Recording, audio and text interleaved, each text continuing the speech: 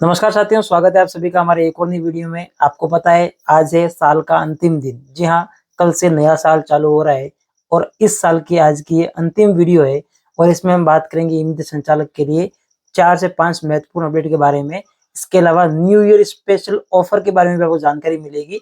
तो वीडियो को लास्ट तक देखना है, बिल्कुल भी स्किप नहीं करना है।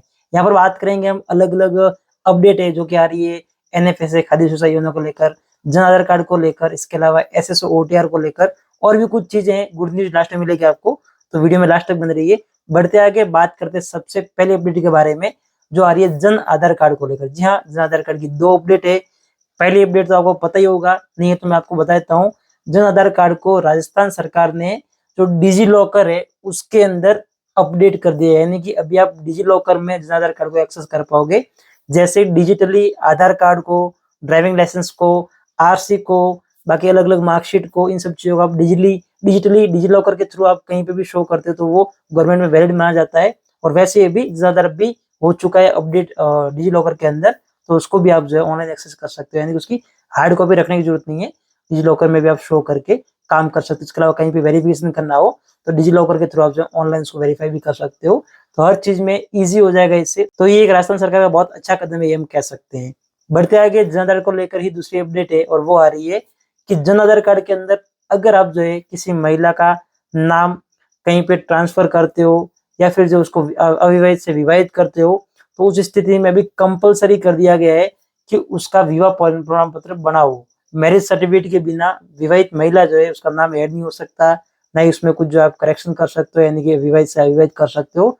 कुछ भी नहीं होगा। कहीं पे ट्रांसफर भी करना है अगर, तो भी उसके लिए जरूरी रहेगा कि उसका मैरिज सर्टिफिकेट अपलोड किया जाए। तो इस चीज का ध्यान रखना है, मैरिज सर्टिफिकेट कंपलसरी बनाना ही है ताकि उसको जब भी आपको जरूरत पड़े उसको यूज कर सको जन आधार कार्ड में अपडेशन के लिए, संशोधन के लिए। बात करते हैं अगली अपडेट को लेकर जो आ रही है खाद्य सुरक्षा योजना को लेकर। तो खाद्य सुरक्षा योजना को लेकर एक नया आदेश जारी हुआ, आप स्क्रीन पर भी देख सकते हो। और उसके अंदर अभी रिसेंटली कुछ कुछ जो दिक्कतें आ रही थी ईमेल संचालक को सबसे ज्यादा, और वो थी कि सेंडबैक किए जाते थे फॉर्म और कारण दिया जाता था कि जांच रिपोर्ट संलग्न करे।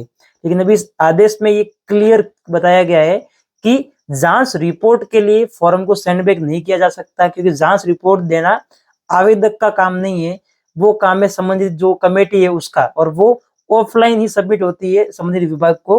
तो उसमें जो कस्टमर है, जो आवेदक है, उसका कोई रोल नहीं रहता जांच जो कमेटी रहती है उसकी रिपोर्ट में।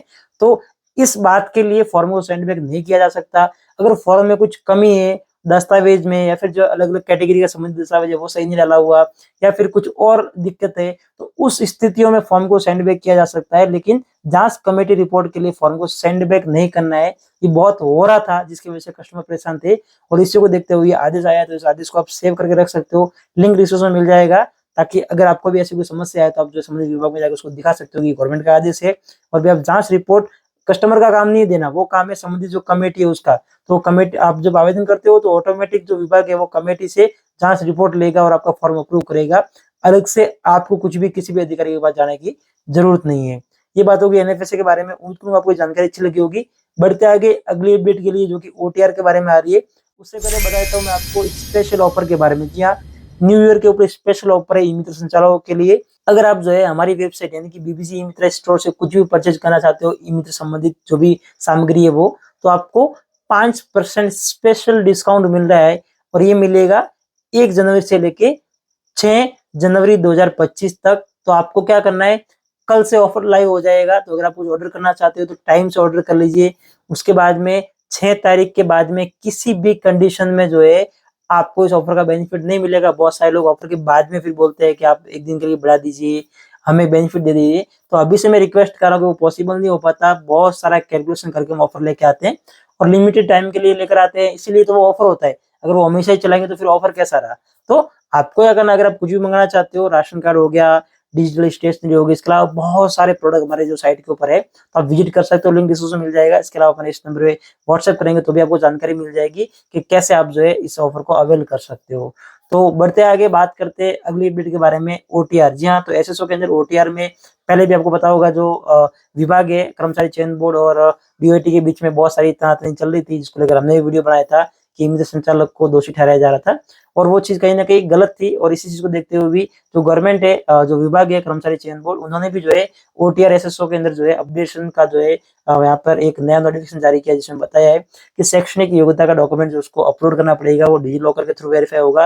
अगर डिजी लॉकर के थ्रू वेरीफाई नहीं होता है तो उसको मैनुअली भी किया जा सकता है और एक बार अपडेट करने के बाद में दोबारा उसमें करेक्शन नहीं होगा तो ध्यान रखना है, उसको सही अपडेट करना है। उसको अपडेट करने की क्या प्रोसेस है, जो नई प्रक्रिया है उसका जो पूरी गाइडलाइन उसका लिंक भी डिस्क्रिप्शन में दे दूँगा या फिर आप चाहते हैं कि अलग से वीडियो के माध्यम से हम बताएँ तो आपको कमेंट करके बताना है तो हम अलग से वीडियो भी लेके आ जाएँगे ताकि आपको किसी भी तरह से गलती ना हो क्योंकि एक बार अगर आपने सबमिट कर दिया उसके बाद में दोबारा उसमें करेक्शन का कोई भी मौका आपको नहीं मिलेगा। फिर उसी ओटीआर के थ्रू आप जो भी फॉर्म होंगे वो भरेंगे और उसके अंदर अगर गलती होगी तो वो आवेदन फॉर्म भी आपका रिजेक्ट होगा और उसकी समस्त जिम्मेदारी आपकी रहेगी यानी कि आवेदक की रहेगी।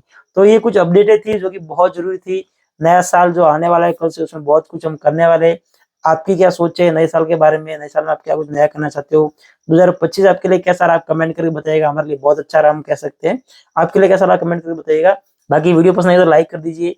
इस चैनल को सब्सक्राइब नहीं किया सब्सक्राइब करके बेल आइकन प्रेस कर दीजिए क्योंकि यहाँ पर हम ई-मित्र संचालक आमजन के लिए बहुत सारी अपडेट लेकर आते रहते हैं। और ऑफर के बारे में आपको बता ही दिया है 1 से 6 जनवरी तक रहेगा।